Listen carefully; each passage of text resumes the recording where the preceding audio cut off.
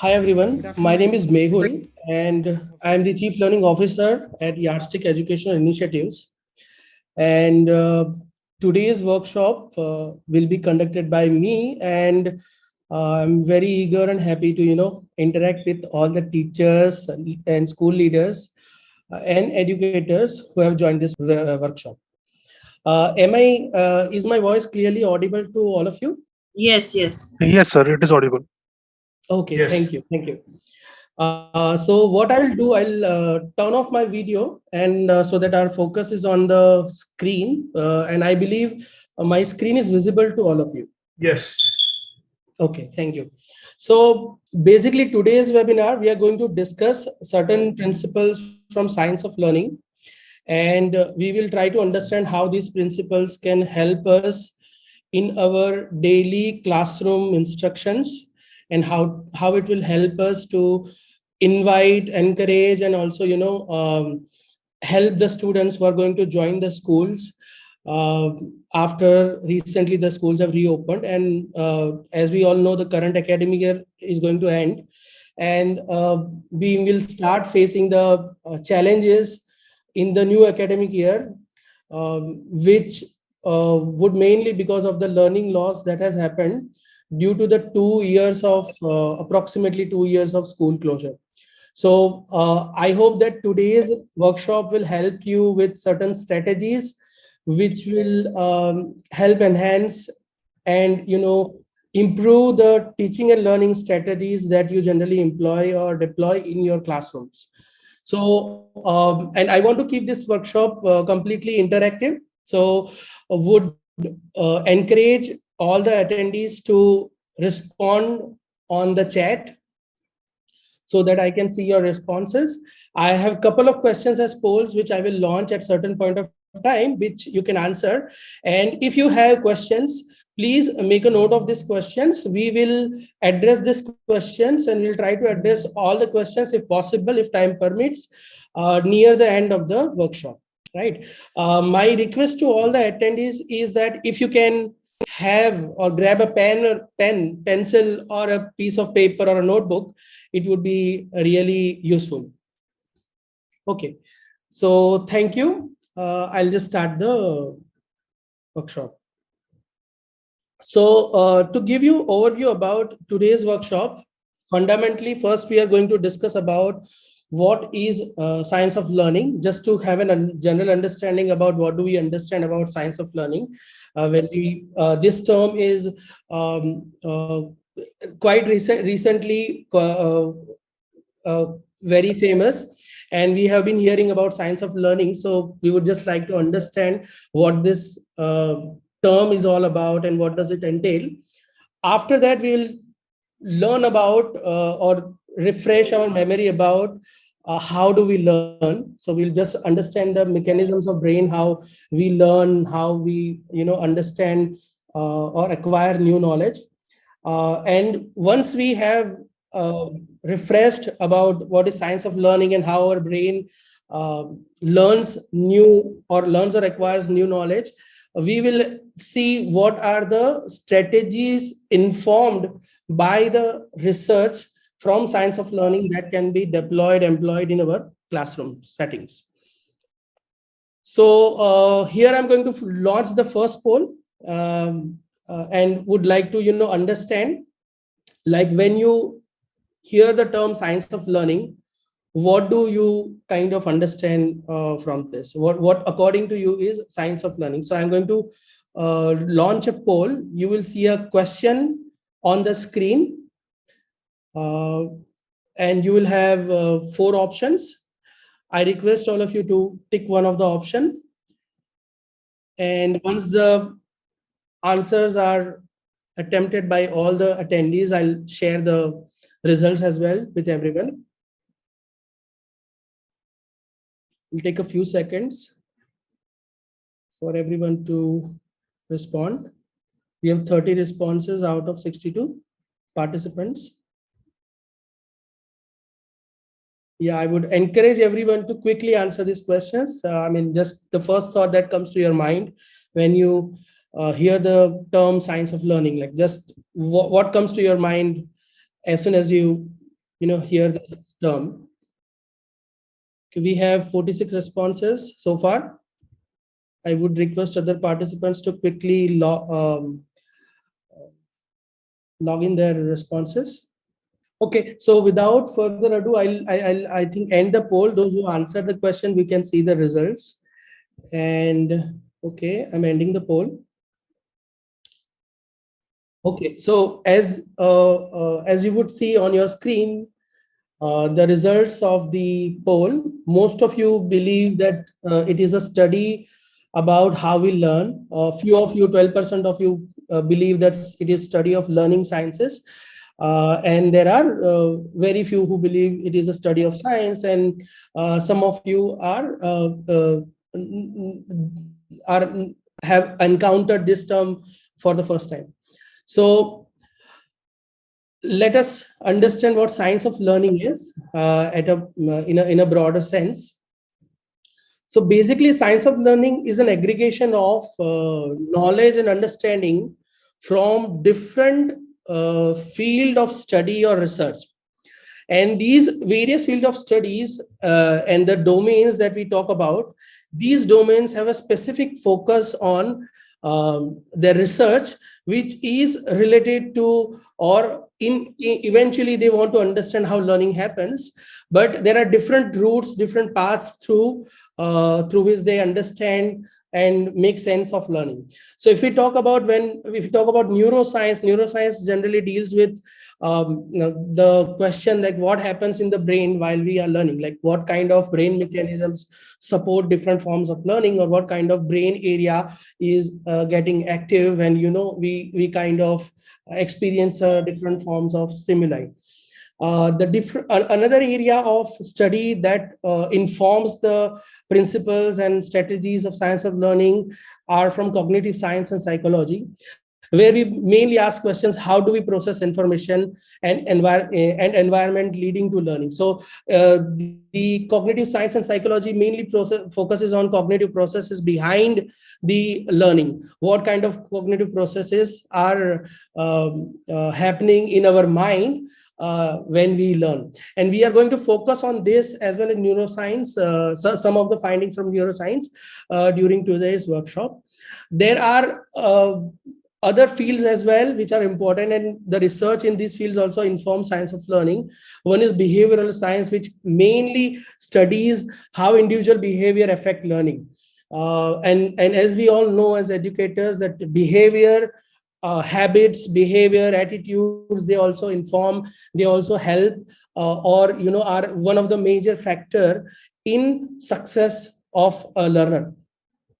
In addition to that, we have recently, since certain years, we have started understanding how computer machines learn, basically. So from we have also understood a lot of principles from computer science, where these principles also help us to understand how we understand, we acquire knowledge, how do we process language, how do we comprehend information, and so on and so forth, and how do we process this information.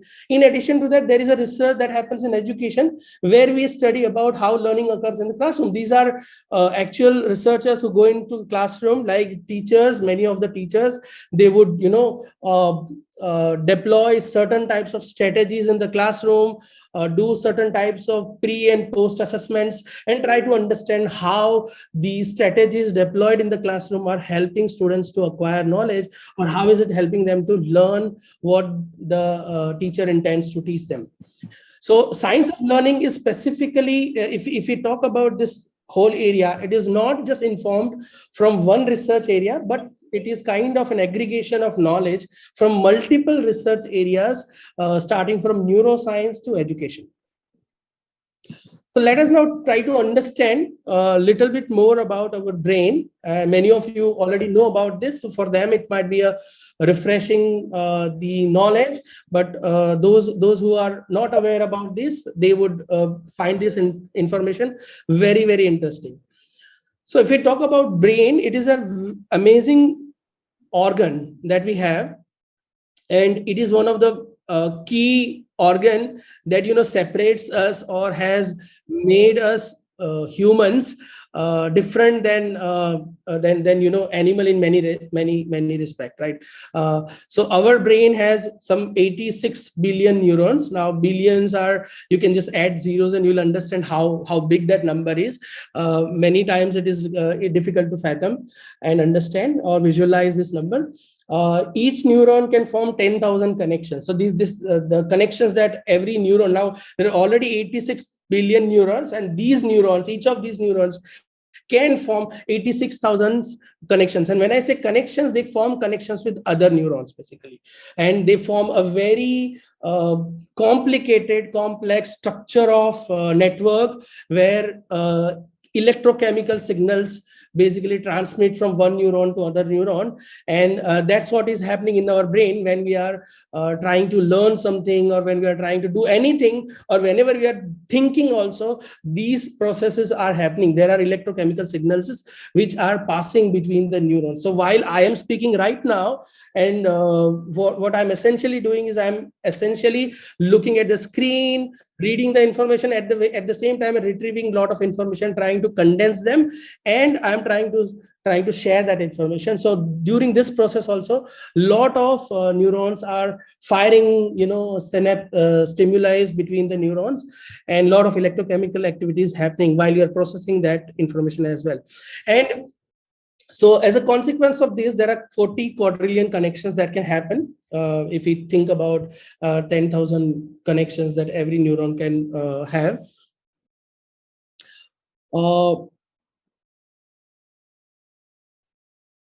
Okay, so one of the important things that we need to understand about learning is that whenever we are learning something, some form of physical change is happening in our brain. What do I mean by that? When we learn something, when we acquire a new knowledge, when we are reading a new information, or even when we are reprocessing the information, or we are retrieving the information, some form of neural connections are getting formed. So whenever you learn new things, you form more connections.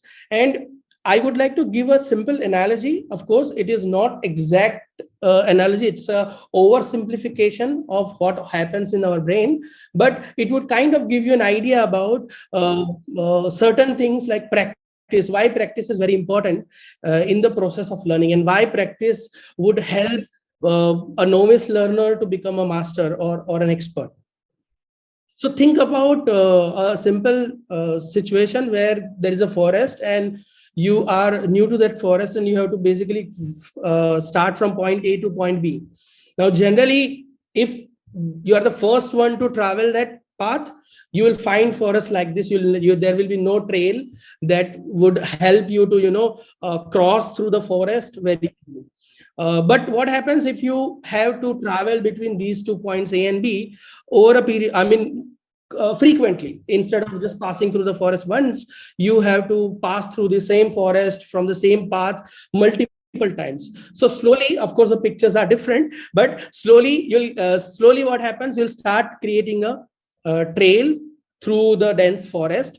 And if you use the trail more often, the trail will become wider, and the trail will the grass will will actually recede from there, and the trail will become wider, and it will be easier for you to travel from point A to point B. Initially, maybe you might be able to just travel by walking, then you can use cycle, then you can basically use a motor bike, then you can, if the trail becomes even wider, then eventually you can use a vehicle that can take you from point A to point B. And once this happens, we know that the travel between point A to point B becomes faster, more efficient, and very easy.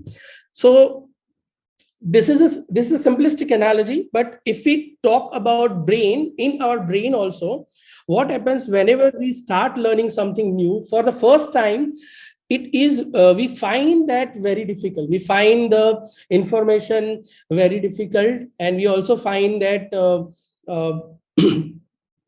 the information is not interesting at times. We get bored with the information, we get overwhelmed with the information, or we find things so difficult that we would feel to leave the learning process and do something else. So but if you practice that more often, if you try practicing that more often, slowly what happens, the connections between the neurons will become more dense, and the neural pathways which are active while you are learning a certain thing. For example, I can take a simple example from sports. Say if you are a basketball player, and if you want to learn, if you're learning how to throw a basketball, so that you have a goal. Now in that case, if you do this multiple times over a period of time, you develop muscle memory. Now many believe that muscle memory is actually in muscle, but no, it is not in muscle. It is a particular form of pattern in your brain, neural pathway, that is used multiple times, which basically guides your hand at what angle, at what force, considering the distance between the net and you, at what force, at what angle you should basically throw the basketball. So that kind of training happens over a period of time when you practice it a lot, and you develop muscle memory, what we call it muscle memory, right? So this process in neuroscience is called long-term potentiation. So whenever you're learning new, it is hard, it is difficult, and you will get discouraged to learn that. Students will get discouraged to learn that. They'll feel this is very hard, difficult, and I should abandon my learning process because I'm not getting it, or I am finding it very difficult. Just a simple question to all of you, and you can reply to this question in chat. So I would see how many of you have experienced this. I believe most of you have experienced this. How many of you have experienced this when you learn something new, something that you have never learned before? After intensely learning or continuing that learning process, you will start yawning. And as opposed to that, whenever you learn something, not learn something, whenever you practice something which you already know, suppose you are expert at multiplication, and if I ask you to do multiplication, you would generally, there won't be any load on your brain and you won't yawn, right? But whenever you would have seen, whenever you learning something intensely and something new, most of us yawn. Have you experienced this? I believe most of us would have experienced this. Yeah. Now, generally, and whenever we yawn, we might think that, yeah, we feel sleepy. We feel, let us abandon this. Let us not continue this. I am tired. Let us do something else. That's because when you're learning something new, you are forming new paths, new neural pathways. And that requires a lot of energy. As it requires a lot of energy, your brain temperature rises up, and as your brain temperature rises up, you require more oxygen to basically cool it down. And as a consequence of that, it's a reaction, it's a mechanism of brain that it will that you yawn. And there is a research conducted where researchers have found that as soon as yawning happens, the temperature of the brain considerably lowers down. So in a way, I would like to say, whenever you yawn while you are learning something new, don't abandon that. Keep going, because you are learning something new, and of course it is hard, it's difficult, but if you leave it at that point, you will not learn learn whatever you are trying to learn, right? So LTP, which is long-term potentiation, it once the long-term potentiation, meaning to say the neural network is the pathway between the neurons which is activated when you're learning new. If that becomes condensed or strong, then the process becomes very easy. For example, many processes, many tasks for all of us are very easy, or we kind of say that they are routine. But they were not routine when we inquired, or when we encountered them for the first time, when we learned them at a younger age. Habits are one of the processes, or you can say routines, that help you to develop and make the long term potentiation in the brain very strong.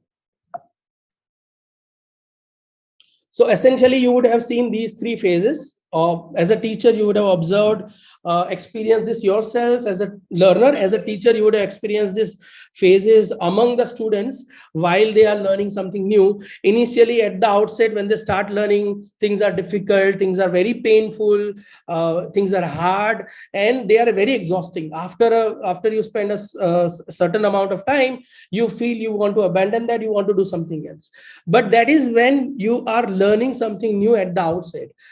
After certain amount of practice, this changes, and you would have experienced that whatever was difficult, it may still be difficult, but it will become less painful in terms of you don't want to, you are not, you don't have fear about that. You feel that, okay, I can handle it, I can manage this, I can still, solve these kind of problems, though they are difficult, but you would have confidence to solve those kind of problems, or those kind of learning that you can learning would be possible. And the process will become less exhausting. You would not have the yawning process, kind of one of the effects of learning something new, as well as you will not feel tired when you do this, when you are practicing this over a period of time, and after some practice, and when you become master of something, the thing that was very difficult at the outset, now it has become a routine for you.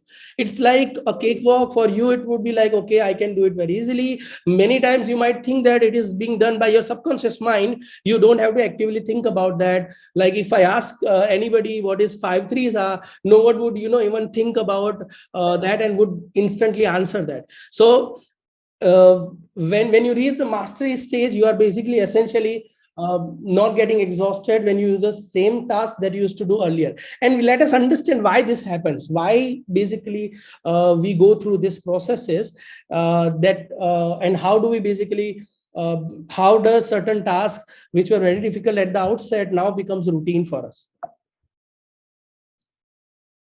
Okay, I am going to share one more poll.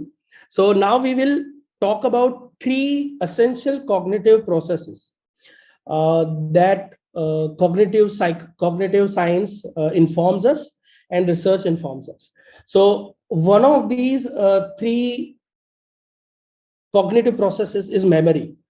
And it is very important for us to understand what memory is, and how do we store information when we store information in our brain, how do you think that it gets stored in our brain, right? So let me share a whole question.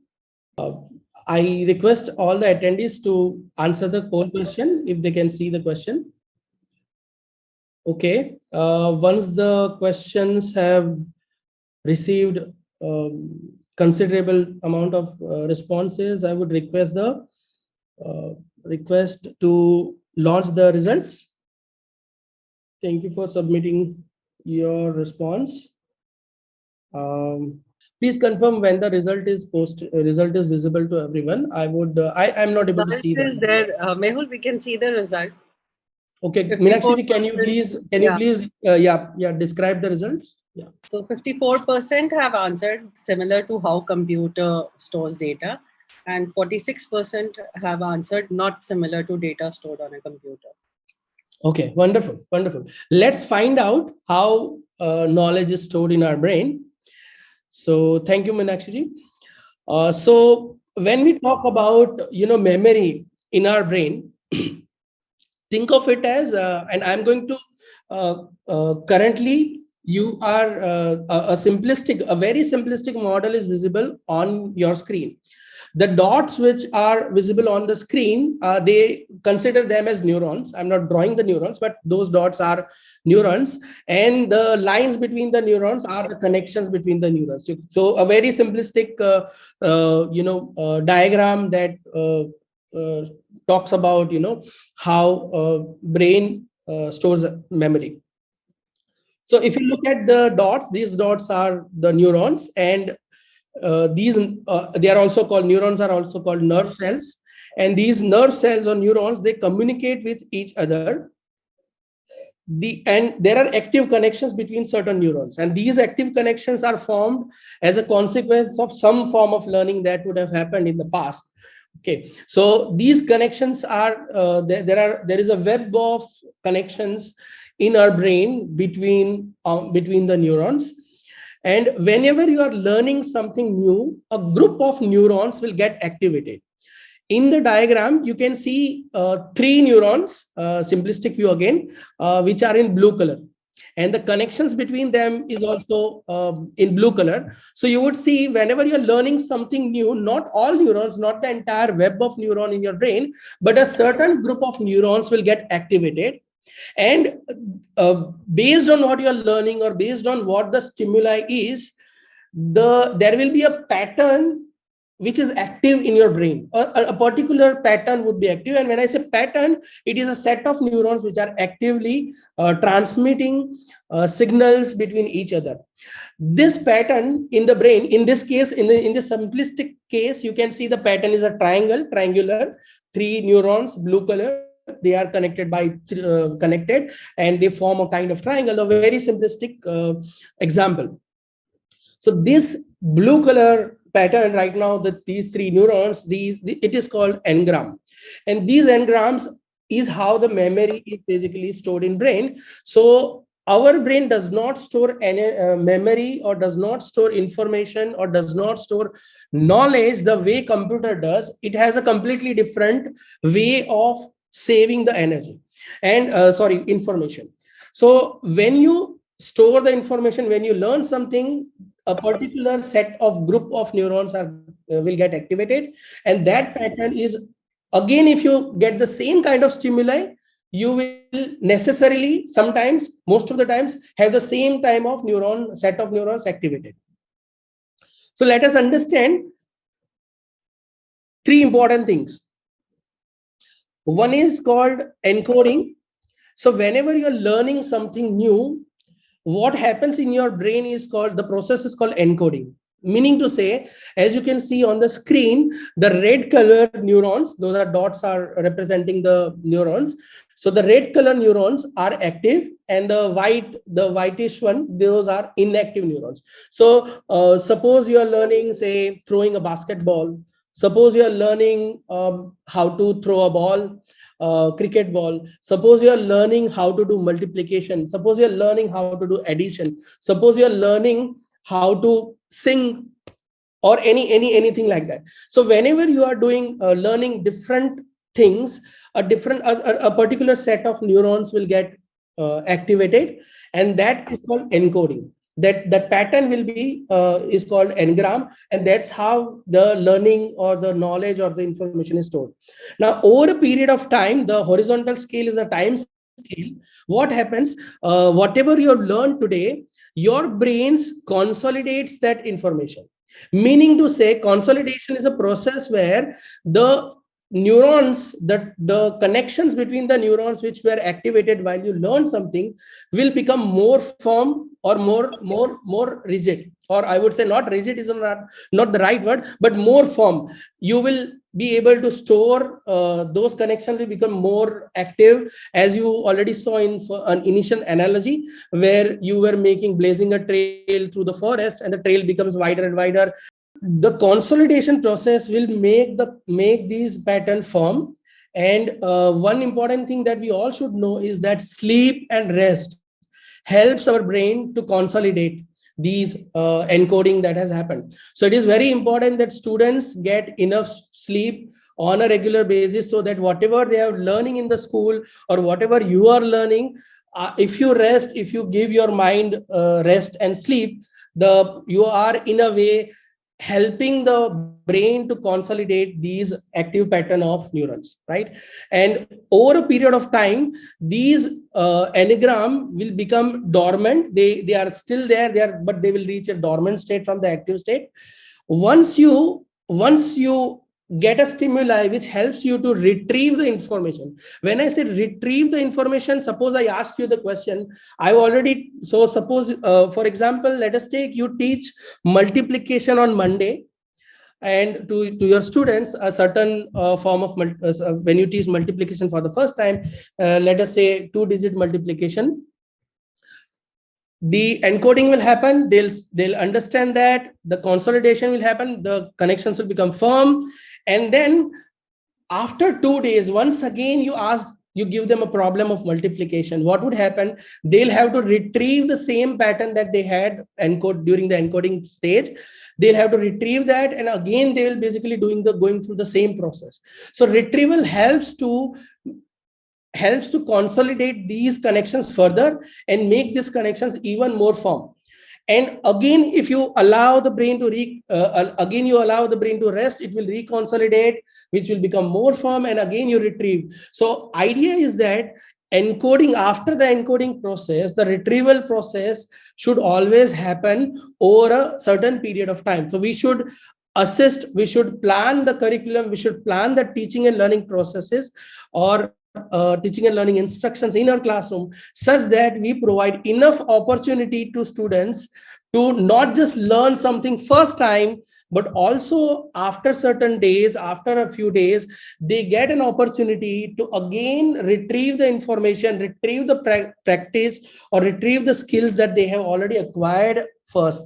Again, if you help them, encourage them, or you provide a facility where they again retrieve it, it will become more firm. So it is important for in the entire teaching and learning process that we don't just provide students the opportunity to learn something once, but we basically give them opportunity for retrieving the information. And we'll talk about retrieval in more detail, because retrieval is not revision. That's something different. It's not equal to revision. So now let us move to the second important cognitive process, which is called attention. Before we talk about attention, or before we understand about attention, I would like to take a break for a 2 minutes, where I would like you to think about attention. What attention means to you? What you think attention is? Take your time and just if you have pencil, pen, and paper, piece of paper or diary, please write your thoughts on the paper. What attention is according to you? Okay, if you have written in your notebook, I would encourage you to share your thoughts in the chat. Yeah, some of you have already shared that. Wonderful. Yeah, we are getting a lot of similar responses, and one of the key word that I can see getting repeated is focus, which is spot on. So yeah, really admire the relation that you have connected the attention with focus. So let's try to understand what is attention. First of all, I would like to just give you a brief about the attention is a very difficult concept to really understand, to relate, and to also to research on. And many of the researchers in the past have kind of were discouraged to further do that further research on attention, considering that it is one of the very notorious difficult concept to comprehend, to gather evidence on. Cognitive science defines attention as it as a focus on a specific stimulus or location. So whenever we talk about attention, it is basically whenever you see something, whenever you observe something, or whenever you hear something, if you focus on it, we can say that your attention is on that thing. If someone is singing, and if you're focusing on the song, then your attention is on the song. If you are watching a television, and many times it happens that when you're watching television in your at home, your family members would talk, and many times you would have experienced that if you're completely focused on watching the television, you are not though the sound that is produced as a consequence of people talking around you, though that sound is reaching your ears, okay, so though there is a stimulus, but you are not paying attention, you are not hearing that out, and you are just focusing on your on the television or whatever is is visible on the TV. So which means that we have limited capacity when it comes to attention, and it is more or less like willpower. If we read the literature and we read the research about willpower is also a resource which is limited.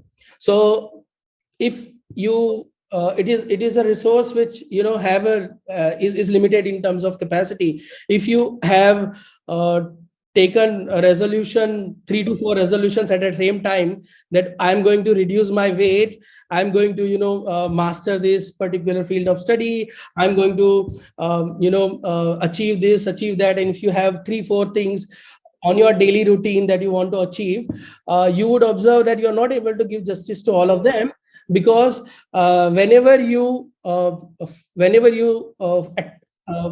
focus your attention, or whenever you focus on certain things, you are using your willpower, and willpower reduces as the day proceeds. And that is why many times we feel energetic when we start our day, and we many times, many of us or many students like to learn or like to study in the morning when they are fresh, and during the evening times they already feel exhausted, they don't feel too encouraged, or they don't feel confident enough to tackle something very difficult. And we also know attention is a cognitive load. So, and the reason why we call this cognitive load, and we also talk about cognitive overload many times in the classroom. So if we are passing lot of information at once to the students, uh, they their brain will get overwhelmed. They won't be able to comprehend everything that is being transmitted from the teacher to the students, or from wherever the information is getting transmitted. This situation is called cognitive overload, where a lot of information within a very short span of time is passed to the learners. I am afraid that this workshop might end up little bit near that cognitive overload for few of you, for some of you. And maybe those who are already aware about the literature that I'm talking about, they might not experience cognitive overload, because the information that I'm already transmitting right now might already be there in their long-term memory.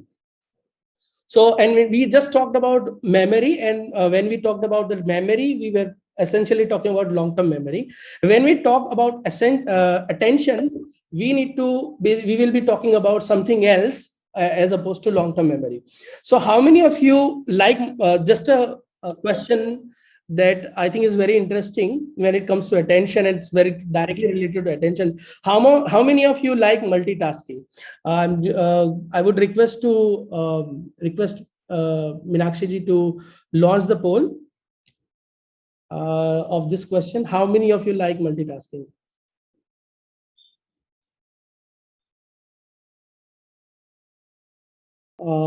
If we have received enough responses, I would request to launch the result and share the result.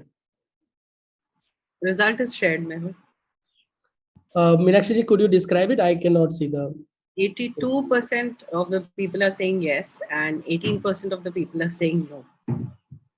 Okay. Okay, let us see what research says. Research says that real and effective multitasking is not possible. And even if you are trying to do multitasking, we are generally not focused, or our attention is not 100%. It is not possible to focus on both the tasks while we are performing both the tasks, or we try to perform both the tasks. Many times we think that multitasking is like, okay, if I drive a car, I am listening to music, and that is multitasking. But actually, either your focus is on the song, or prominently on the song, or it would be on driving. And we all know, we all have heard about this, that driving, while you drive, you should not talk over phone, or you should not avoid listening music many times, because we know that the reaction time as a consequence of these kind of multiple information being processed in our brain at the same time is very slow. So research has proven that if we try to multitask, and when I say multitask, real multitasking would be something like, if I am asking you to focus, do multiplication, while I am also sharing some information which I would like you to focus on. It's not in the background, but it is more like I would like you to focus, or I would say read while you multiply, or multiply while you read. So if we try to do that, you will find that we are generally not equipped for multitasking. If we try to do that, it would lead to two prominent results. One would be slowing the reaction speed. We would be very slow in the way we respond to anything, any stimuli that appears. And at the same time, we will also find that we are less efficient while we switch between the tasks. So in a pure way, multitasking is something that is not encouraged. While you're learning something new, it is very important that the complete focus and complete attention is on the task that you're learning, as opposed to trying to do two things at a time. So let us watch a video. It would be kind of a small aside, and I want all of you to be very attentive when I'm playing this video. While we are talking about attention, I request all of you to be really, really attentive while you watch this video.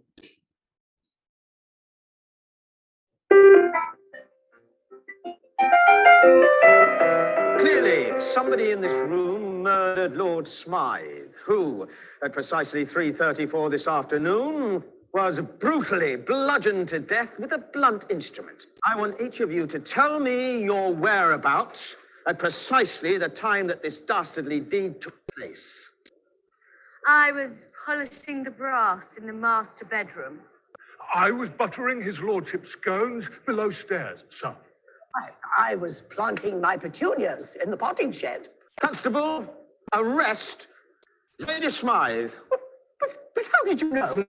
As any horticulturist will tell you, one does not plant petunias until May is out. Take her away. This matter of observation.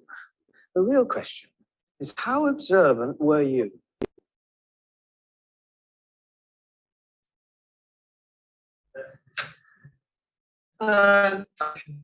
Clearly, somebody in this room murdered Lord Smythe, who, at precisely 3:34 this afternoon, was brutally bludgeoned to death with a blunt instrument. I want each of you to tell me your whereabouts at precisely the time that this dastardly deed took place.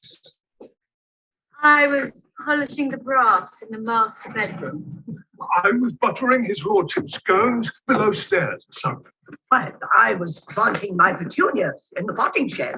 Constable, arrest Lady Smythe.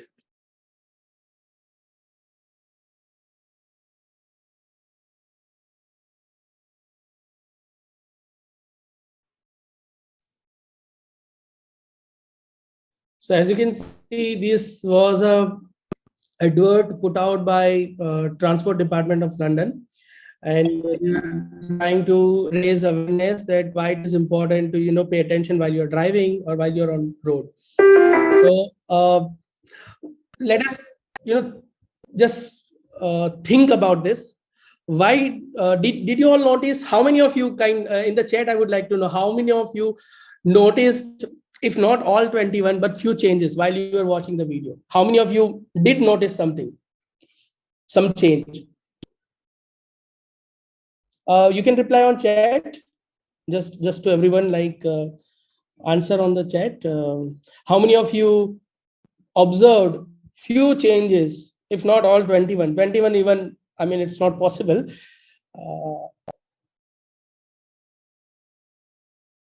Okay, and how many of you kind of noticed nothing? I mean, no change, which of course includes me. When I watched this video for the first time, I did not notice even a single change because I was completely focused on the argument, the reasoning that the investigator was making. Yes, absolutely. So you see, the increased salience theory, which is basically certain things are more salient as opposed to others. Like sometimes if I show you multiple colors on a tile, and if I ask you to focus on red color directly, you will be able to focus on those red colors, right? Prominently visible red colors. So our brain is wired that way, that we can focus on certain things very prominently. And when we focus our attentions there, as I already mentioned in the previous slide, that it is a resource which is limited, we have already shifted our attention to certain, or focused our attention to a certain attribute of the location or stimuli. And as a consequence of that, our brain intentionally leaves out certain things which our brain feels, or we feel, that is not important while we are performing a particular task. So in general, something is more noticeable than other. That's what the theory tells us. And in this video, our attention was mainly to understand the logic, to understand the argument, to understand how will the investigator figure out who is the real culprit. So as a consequence of that, it is quite natural that because our attention is focused on the verbal arguments, we are not focused on the surroundings that is around. So similarly, in the classroom also, it is important that while teaching and learning process takes place, as a teacher, our responsibility is to ensure by certain means to bring back attention of students if you observe that it is going it's not getting focused on what you are teaching. And at the same time, we have to understand that attention is limited resource. So the way we transmit the information, the way we teach students instructions, we very carefully design this instruction such that there are no conflicting information or instructions passing at the same time to the students. Now, let us know in the chat. I would like to understand, and I would like your opinion, your understanding. What do you do to bring student attention back in the classroom? Like those who are actively teaching, what are the different strategies that you deploy or you use if you want to bring student attention back when you see that they are kind of daydreaming or they are not paying attention? Crack a joke. Wonderful. Ask a question. Yeah. Clap your hands. Yes. Energizers. Yeah, you ask them to move around or something like that. Icebreaker activity. Yeah, do some activities. Okay, give a real life examples.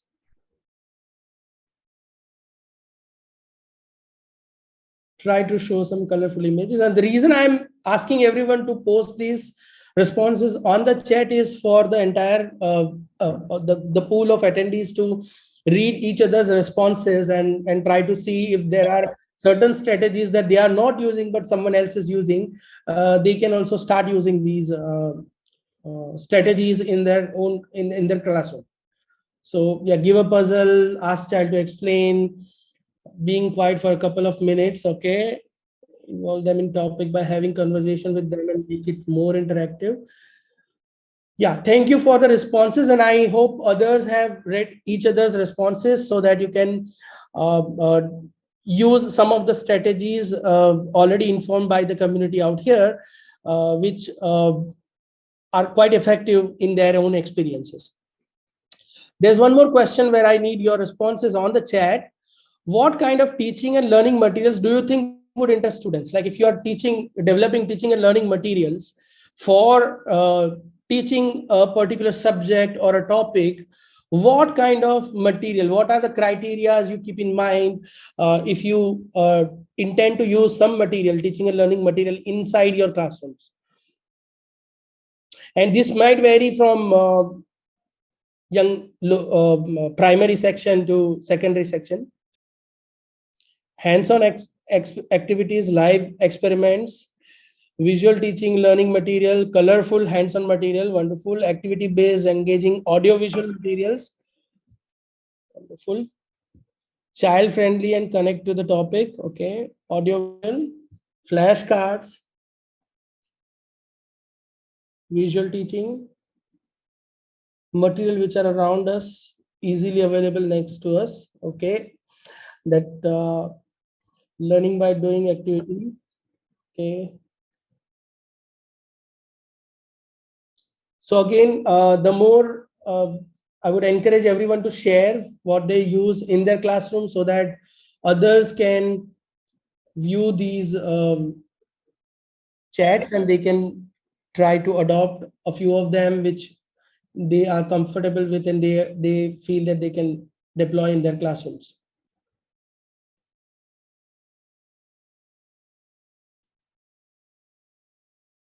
So while you think about any teaching and learning material, I encourage you to think about attention. Think about what you have learned about attention, what you have discussed about attention. Now, when it comes to attention, the way cognitive scientists or the way cognitive science tries to understand attention is they use a model called working memory. And working memory is not a short-term memory. Short-term memory is actually a part of working memory, but working memory holds and manipulates info. So when you talk about working memory, it actually holds and manipulates, does two things. It will hold the information, at the same time it has the capacity to manipulate information for very short span of time. And our working memory is also quite limited, and the reason why we talk about cognitive load, cognitive overload, is because our working memory is limited. And as we are currently understanding, working memory does two major functions. One is holding the information, keeping the information for a short span of time, and at the same time manipulating information for a very short, manipulating the information at the same time. So it's like, you giving to if I give you two numbers to multiply and ask the answers, you are also remembering those two numbers in your brain. You know which numbers I have given to you. If those are one digit number, easy. If those are two digit number, perhaps easy. If those are three digit numbers, both the numbers are three digits, it might be little bit hard. If I give you 10 digit numbers, impossible. If I give you 5 digit numbers, it becomes very hard. If I give you 4 digit numbers, it again becomes very hard for most humans. Of course, some of you might not face that, but I certainly, anything goes beyond 3 digits, I won't be able to kind of put that in my working memory. And even if I remember those numbers, manipulating, which is like multiplying those two numbers in my brain, might be very difficult. And that is the reason why we use pen and paper to do those kind of calculations, because our working memory capacity is quite limited. If it has information, manipulating that information might become little bit difficult for the working memory. So we have to, while we are teaching, while we are doing actively teaching in the classroom, it is very important to keep this concept in mind, that every child has a limited working memory capacity, and the processing capacity is also limited. So the rate at which we as a teacher can do calculations, or we as a teacher can transmit information, is not going to match with the rate at which students are going to process the information. So how do you basically monitor the rate? You look into their eyes, you observe the students, you ask them questions, you get the feedback on what you are teaching, and course correct the rate of instructions that you are giving in the classroom. Now, when we talk about working memory, there are three basic underlying cognitive processes. One is called phonological loop. It's like what you do is, whenever I say, for example, if I give you a number to remember, a phone number, my phone number, very quickly, if I just recite that number, and if I say that you have to remember that number for, and you don't have pen and paper, and I have a nice example in my mind. Have you seen The Pursuit of Happiness? How many of you have seen The Pursuit of Happiness, the movie?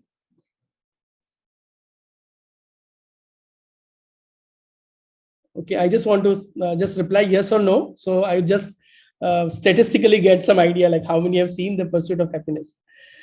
And Okay, those who have seen Pursuit of Happiness, can you remember something where the main actor is using phonological loop at a certain point of time in the movie? Does anyone remember that?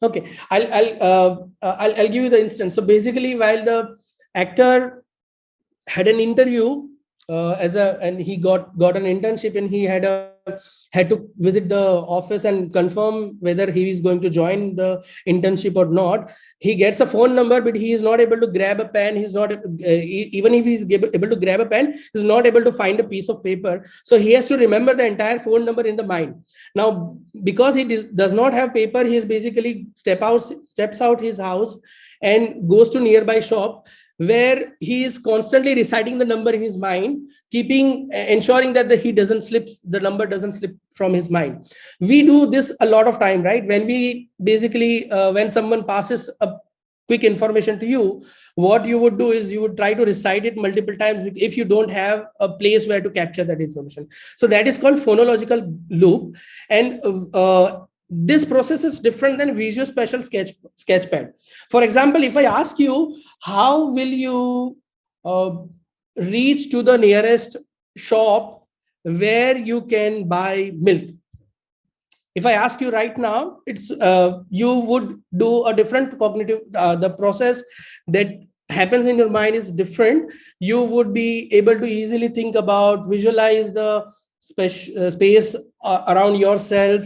You know where to go, in which direction you have to first move, when to take left, when to take right, and then eventually reach that particular point. And it is very easier to retrieve this information and faster to even process this. And then there is a cognitive process, and which is called central executive, which is not very well understood. But in general, when you learn something, whenever there is a stimuli, whenever you are learning something, you're hearing something, you're reading something, and whenever the learning process is happening, the information is initially stored in your working memory, processed in your working memory, and then it basically passes on to the long-term memory. And central executive is believed to basically pass the information to and fro from working memory to the long-term memory. Okay, so now we are going to talk about the third important cognitive process. And there's a quick poll, if Meenakshi ji can launch this. Which of these square is the darkest?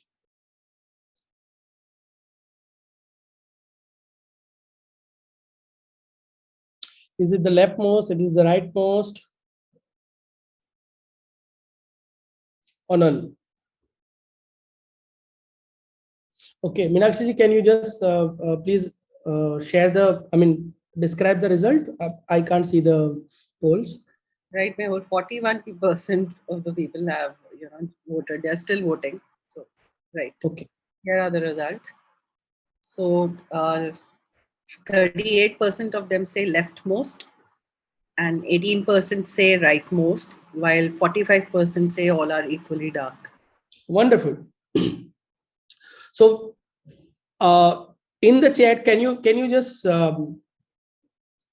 those who have understood which cognitive process I might be touching upon now, could you put in the chat? We talked about memory. We talked about attention. Now we are going to talk about something. Yes, exactly. We are right now going to touch upon the third cognitive process called perception. A very important process when we talk about learning. And yeah, all the squares are equally dark. I just need to remove the background. As soon as I remove the background, you will see the effect. The squares are going to be the same. I'm just going to remove the gradient background that I have placed behind the squares. So as soon as I do that, we all find that the squares are all equally dark. It was the background, it was the environment that led some of you to perceive and of course we all perceive the darkness differently. I perceive it differently, but then there is a what you do is basically you use something which is called top down processing. Many of you who have used top down processing, they used your prior knowledge, maybe your experience with these kind of puzzles, where you know that these are the gradient which is in the background might be the reason why the squares are appearing with different shades. So some of you have already used that process, some of you have not used the process, but perception, as we know, is different than sensation. We all well, the light that was being emitted by this square was same. All the squares emitted the same light. So essentially the sensation was the same, but the perception, the way we perceive the darkness of the square was different. And when we talk about perception, there are majorly two way we process information.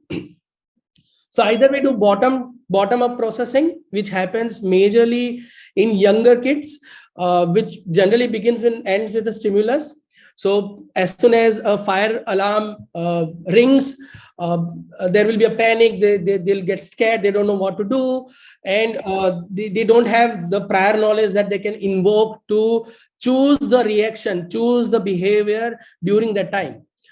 As opposed to that, when we talk about top-down processing, what we do is essentially we use prior knowledge, which might be like the standard operating procedure when a fire alarm rings, or a standard operating procedure when earthquake happens. We know what we need to do. If we already have the knowledge, if we already have this understanding of the standard operating procedures, we would basically invoke that. Our brain will invoke that, and we'll follow that. So the response that happens when we are using top-down processing is different, and when the bottom-up processing is also quite different. And as learners mature, as learners become master, or as learner gains more mastery, the way they respond to the way they perceive information and process information changes. And majority of us generally, mostly we use top-down processing as opposed to bottom-up processing.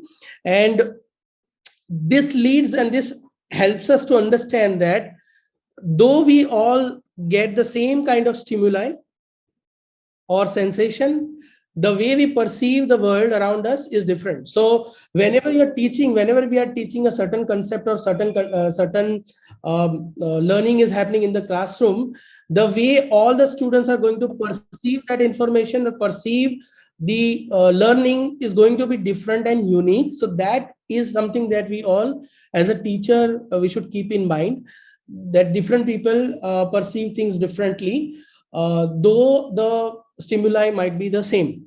So we have kind of talked about three cognitive processes, important processes that I feel teachers should, an educator should have and gain more understanding about these three processes. Memory, when we talked about memory, we talked about the activation of certain neuron pathways. We call that engram. And whenever we also talked about consolidation, which is like after over a period of time, if we rest, once we activate a certain pathway, it will get firm, and then we can again, if we do the same kind of, if we do the similar process of learning, or if we learn the same concept again, we retrieve the information, the same pathway is activated again. And majorly we were talking about long-term memory, how does the brain stores memory. And then we talked about attention, where we talked about working memory. We understand that attention is limited resource. Working memory can hold information as well as it can manipulate the information, and that's why it has a limited resource. So we also discussed about cognitive load when we talked about attention, and finally we talked about perception. So I just would like you to take a moment and just consolidate your thoughts around these three cognitive processes. Maybe you can do this by writing one sentence about each in your notebook or the diary or the paper. We'll just I'll give you, say, a minute or two.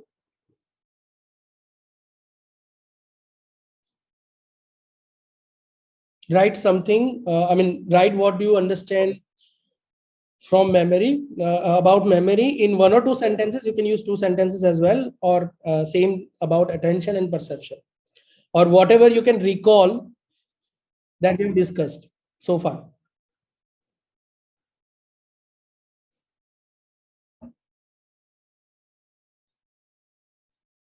Okay, it was an exercise for each of us just to write our thoughts about memory, attention, and perception. And in fact, through this, I was encouraging you to retrieve the information that was transmitted by me during the a few minutes that we were interacting about these processes.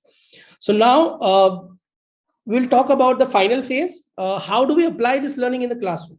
What do we learn from these all principles? Now, there are multiple things that we know. We know about memory, how brain stores knowledge, information, what is attention, what is working memory. It is a limited resource. What is perception? Everybody perceives things differently, though they might be in the same settings.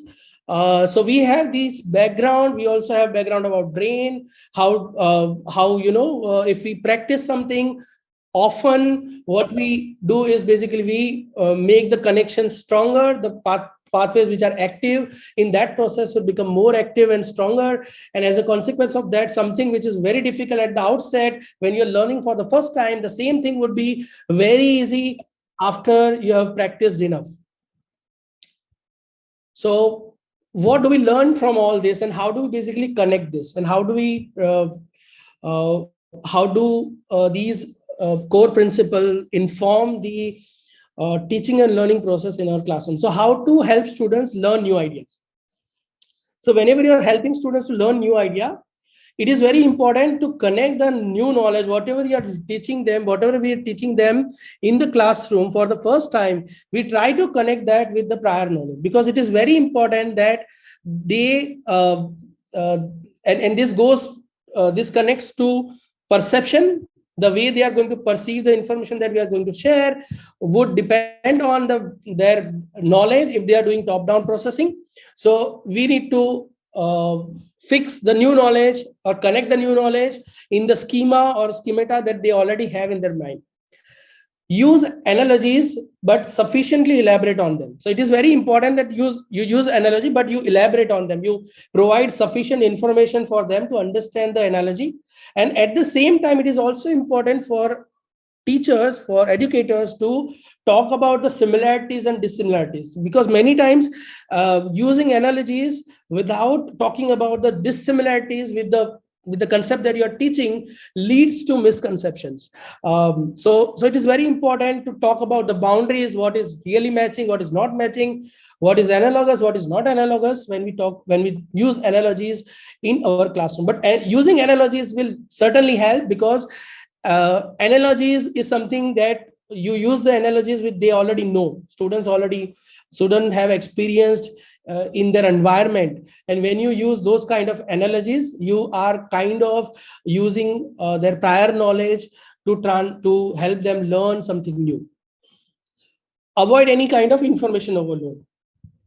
Of course, you might feel that this workshop might be a little bit information overload, but in classroom we should avoid information overload. We should gradually increase the sophistication, start simple things, then gradually move to the complex things.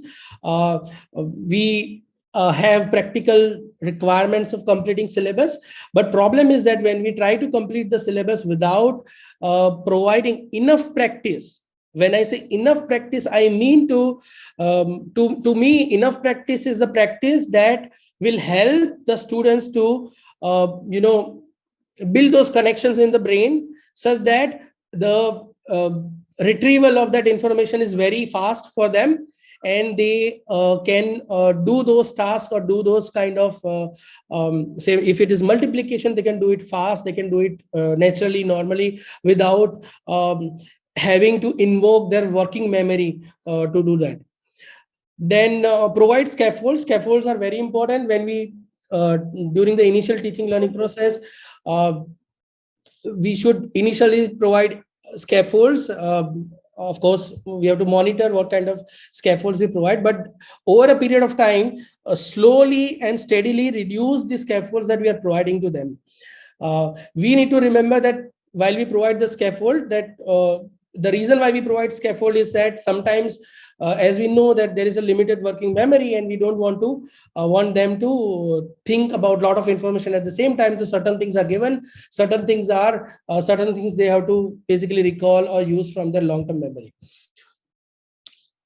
Provide complementary information when we are teaching. So whenever you're talking about say measuring area of a triangle, talk about a table which is triangular and how do we basically measure the area of that. So kind of they will be connecting the concept they're learning in the textbook with the outside world complementarily, and they will be able to build a better connections with the concept, and will be able to comprehend it in a better way. And always ask a question that have the students mastered the prerequisite. Research says that it is very difficult if you do the literature survey about what is the appropriate age for, say, students learning coding. Unfortunately, there is not enough research which says that at this age you cannot teach Python to students. We would have observed that many students at a very early age they learn Python, and many students they may not be able to learn Python even at the age of 16. So everyone is unique and different. Instead of thinking about what is the age appropriate age or age for learning or teaching something, we should always think in terms of, are all the prerequisites required to learn this already acquired by the learner? If the learner has mastered the prerequisite, you are in principle free to teach, or teaching of a new concept would be more successful. How do we help students learn and retain information? Learning is something that we just talked about. Like we have to teach students what are the strategies we deploy informed from science of learning. And if we want to help them retain information, how do we do that? Whenever you reactivate the neural pathways in their long-term memory, you are basically helping them to make the knowledge more firm, or help them to master that, or help them to retrieve the knowledge even faster the next time.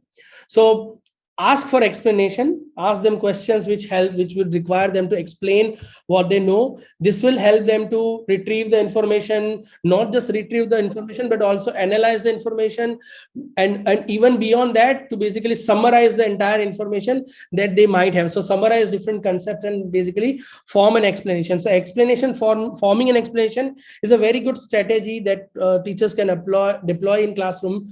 Ask students to make form explanations for the concept or topic that is being learned. Use retrieval practice. There's enough ton of research on retrieval practices. And as I earlier said, retrieval practice is not revision. Revision is, in the most case, is about going through the same teaching and learning material again. That's called, in a traditional term, it is called revision. Of course, there are people who revise by retrieval practices. There are students who would use retrieval practice while they revise.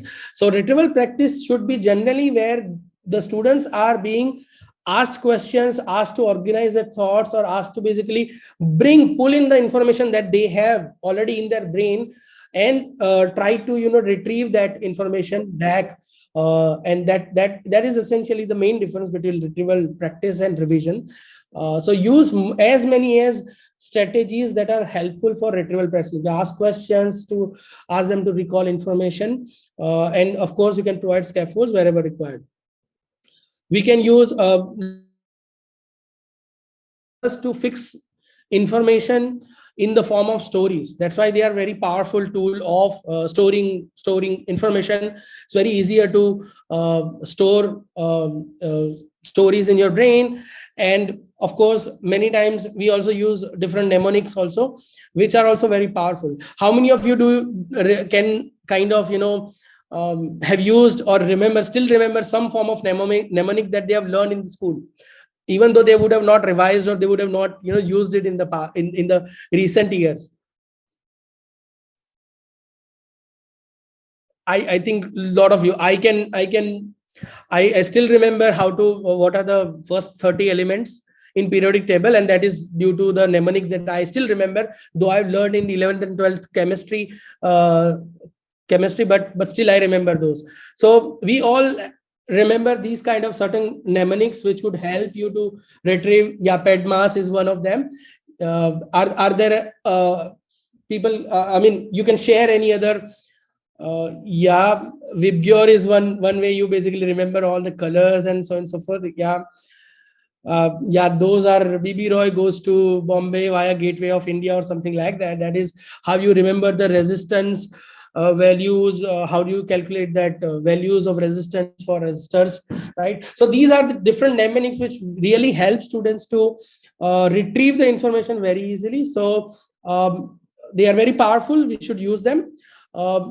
We should also use spaced practice. Now, spaced practice is, again, it relates back to the encoding, then consolidation, then retrieval. So if students learn multiplication today, give them and after 2-3 days again go back to that, and after some time again go back to that. So spaced practice over a period of time, over a certain interval of time, really helps students to learn and master things, as opposed to last minute cramming. So cramming the information on the last day for the exam is generally not found helpful in the long run. It might be immediately helpful to them, but in the long run, when it comes to developing long-term memory or skills or it is not helpful. Cramming is generally not helpful. Use low or no stakes quizzes. So in your classroom, you can use quizzes which are not summative assessment. Those are more like formative assessments. They are low stakes or no stakes. So that students can, without any fear of the result or consequence, they can basically attempt those quizzes, which would help you to help them to retain information that they have learned previously. And that would also provide important feedback to teachers that how many of the students are able to retrieve the information that they have already learned in the past. And interleaving is also a very important strategy that is informed by science of learning. Interleaving means that suppose you are teaching multiplication, addition, subtraction, and division to students for younger grades, and if you're after teaching multiplication, you just ask them to solve problems of multiplication, but it is important, it is useful. Research says that if you interleave these processes, like you can give them some problems of multiplication, addition, division, subtraction together, that kind of practice would help them to retrieve the information better, and also master the processes that they are learning, master the skills that they are acquiring. Finally, helping students to solve problems. If we want to help them to solve problems, we need to help students free their working memory by supporting them to learn a set of facts required to solve problems in a particular subject. Every subject has this. All subjects requires a certain set of basic facts that if students are equipped with those, they are equipped to solve certain set of problems. Without that, asking them to solve those problems would be very difficult. So there is a certain body of knowledge, basic set of facts that is required for every subject. For maths, it might be like if you want to solve 3 digits multiplication, remembering the multiplication table, multiplication facts, we call it multiplication facts, is very important, because it would straight away, if you know what is 8 into 5, you would directly get that information from long-term memory, as opposed to invoking your working memory or loading your working memory into that. So that will be even faster for you. You'll focus on the long division method or long multiplication method, as opposed to retrieving the information of what is 8 into 5 multiplication fact. Same way, provide effective feedback. Now, feedback, many times when we provide feedback, it is very important that the focus is on what students are doing, the task. If it is multiplication, if it is division, if they're learning science, it is about science, it is about arguments, it is about explanations, it is about reasoning. So focus on the task as opposed to students. Generally, any comment, any comment or any any feedback on an individual is generally not helpful, because that kind of builds an impression, or that kinds of builds an impression in the mind of students that their ability is being in question. So never focus on the ability as opposed to focus on the process. And we all know that problem solving, a novice would solve problems differently than expert.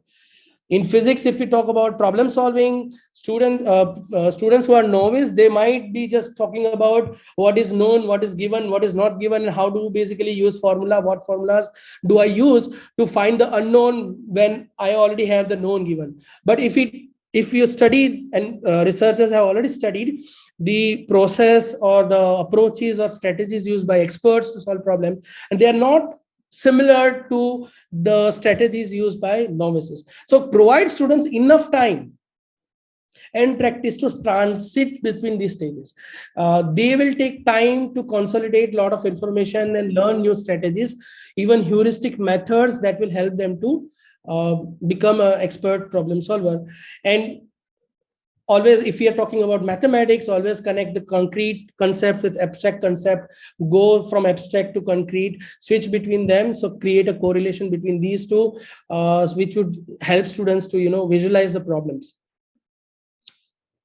How to support the learners arriving at school? Now, this is a very important question that we all are facing, and this relates to a lot of emotional side of the learners as well.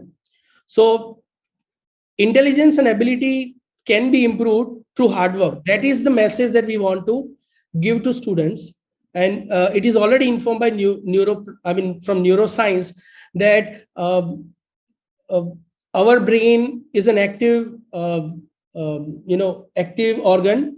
The connections between the neurons would develop even at whatever age we are.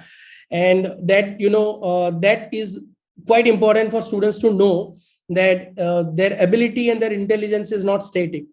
It can improve based on the practice and hard work that they do. So I think when the students start coming to schools, there'll be huge learning gap.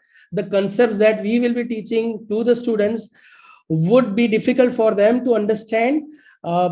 Instead of directly going to these concepts that might be, suppose you are teaching in grade 8 mathematics, and it is recommended by all many educators that if you can deploy and use diagnostic testing, try to understand what students already know before you teach at the grade level, because students might need support at the concepts or in the concept which they have already missed in the previous grade. So it is very important when students rejoin the school, for us to understand, do enough diagnostic testing to understand what kind of skills they have at present. And it is very important to start from there, instead of directly aiming at the syllabus at hand.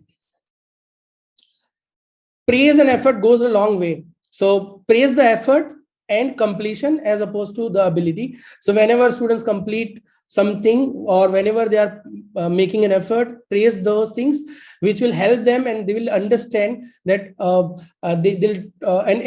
there is a message that we are passing, that effort and completion of task is being praised, as opposed to individuals, or as opposed to individuals' capacity. And individuals' capacity is not static. It can be improved over a period of time when put enough effort. Encourage learning goals versus performance goals. So instead of thinking about whether getting 30 out of 30 or 25 out of 30, that should not be the focus, and that should not be encouraged in the classroom, especially at this time when there is a lot of learning gap. So it is more that we encourage about, okay, what did you learn? What you initially, a child was able to do multiplication of 2 digits. Now the child is able to do multiplication of 3 digits. So that learning goal is something that we should encourage, that, okay, it's very good that you have moved from 2 digit to 3 digit multiplication. It doesn't matter whether at present, initially, it doesn't matter whether you are able to store 25 out of 30 or 30 out of 30. Time your feedback. Many times it is important to give the feedback immediately, and many times it is important to give a delayed feedback. It has to be well chosen, and provide safe and secure learning environment to students. Right now, students would be, after this long, out of the school period, they would be generally scared about the way they are being perceived by other learners and by the teachers.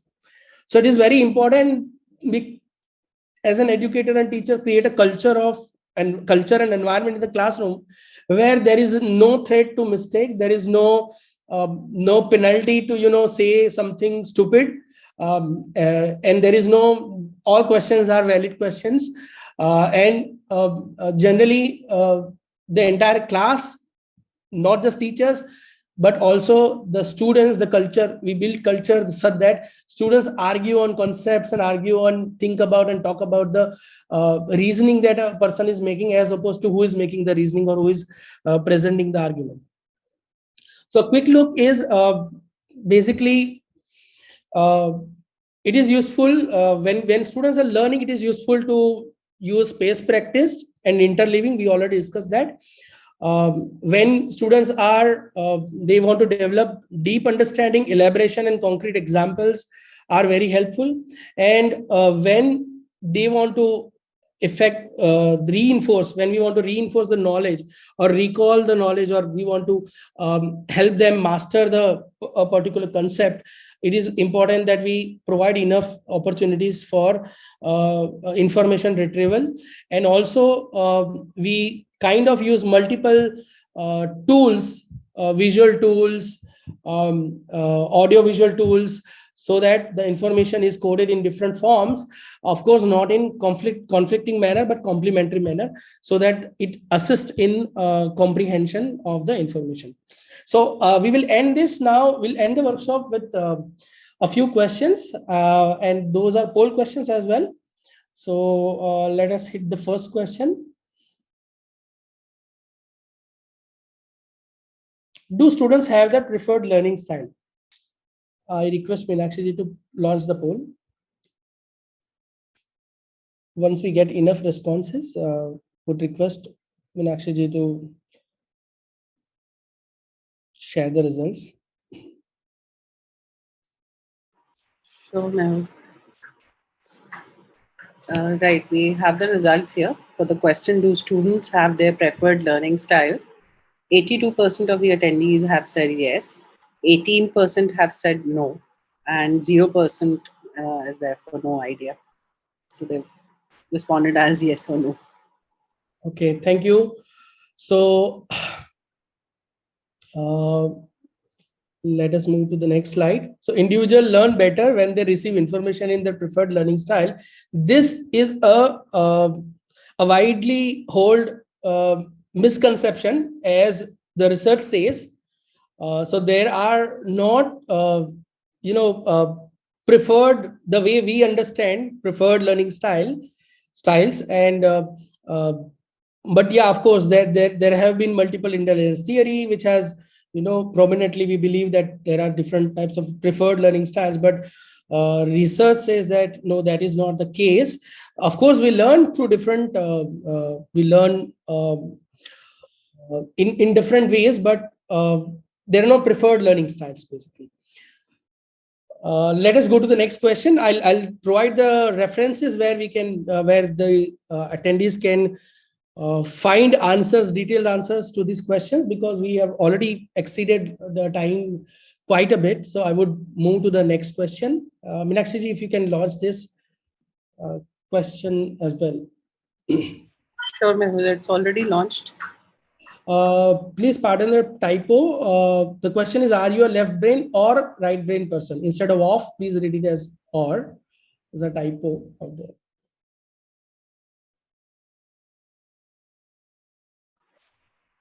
So we have the results for this poll, Mehul. Hmm. Okay, 38% say that they are a left brain person, 35% say that they are a right brain person, while 28% say that they don't believe in left brain, right brain theory. Okay, so this is also one myth that we believe that we are right brain, left brain. No, that's not the case. We use both the hemisphere of the brain, and of course, the different processes happen in different hemisphere. But it is not specially located out there. Brain is an interconnected organ, and a widely held misbelief is that people are either left brain or either right brain. There is nothing like black and white. It's not like that. So that's another misconception that that many people hold. At what age does the brain development saturates? That's the last question of this workshop. Meenakshi ji, request you to launch this question as well.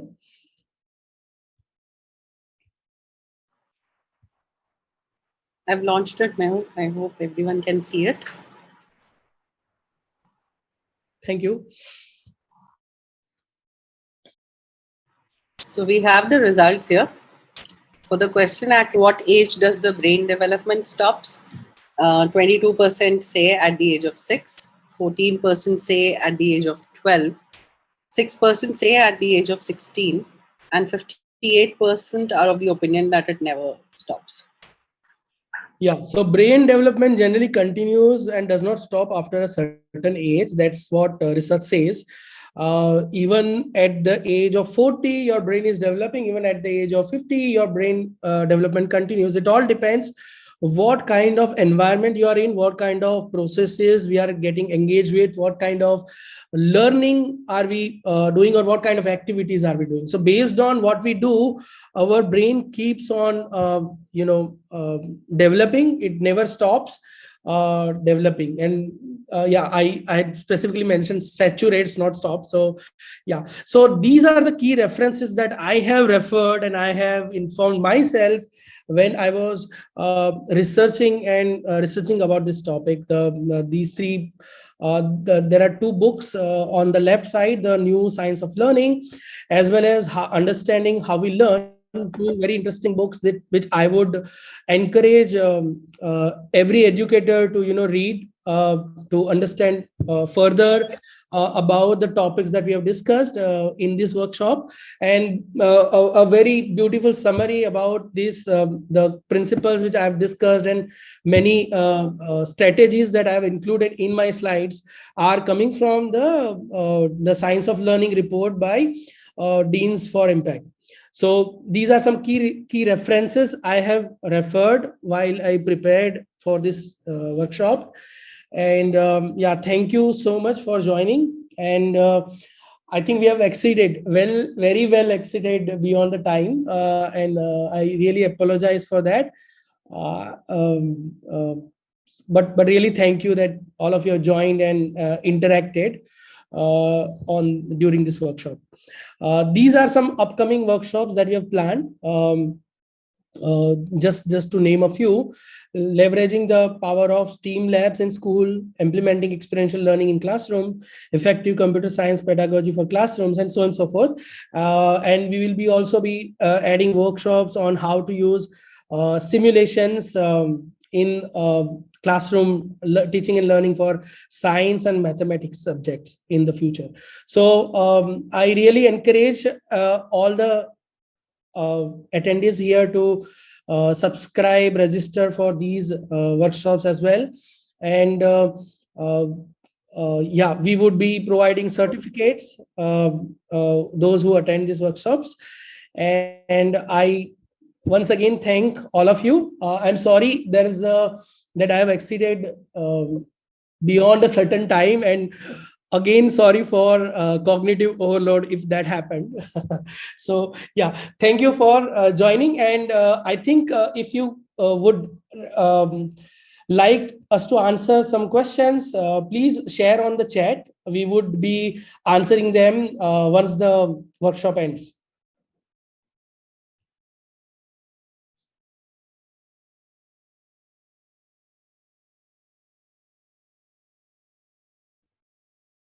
there are some quick questions I can answer, or else we'll answer the questions after the workshop gets over. We will send you the email you the responses to the queries.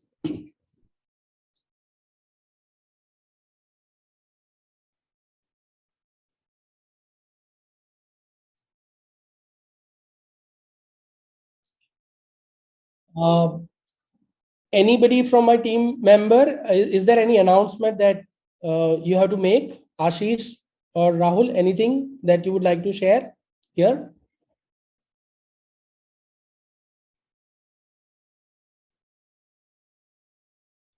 Hi. So a further update about our upcoming workshops are updated in our website.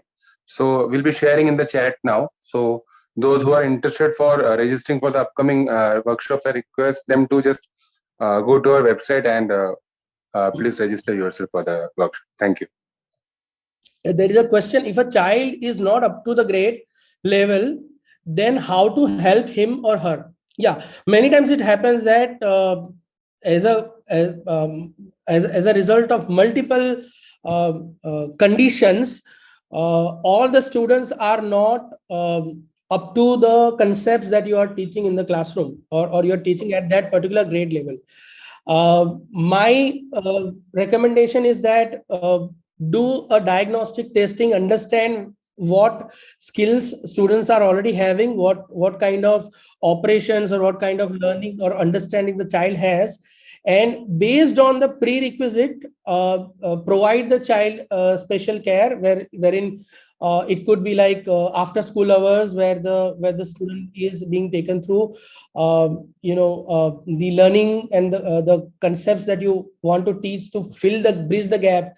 It could be either after school hours, or it could be either tagging the student with some other adults, making their parents or someone who has the capacity to teach them, to know that where the students where that particular child is behind, and clearly helping them to understand where the child is behind to, and also providing the material if you are not yourself not teaching the student after school hours, to help the student bridge the gap, and take him or her to the level where he or she understands what you are teaching in your regular classrooms.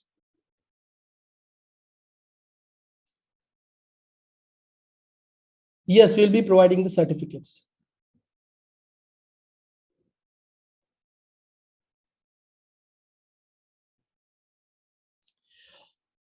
Okay. Thank you so much, all of you. Thank you for joining, and I hope the workshop was informative, and also I would encourage you to refer to or study further about this topics using the references which I have cited. Thank you.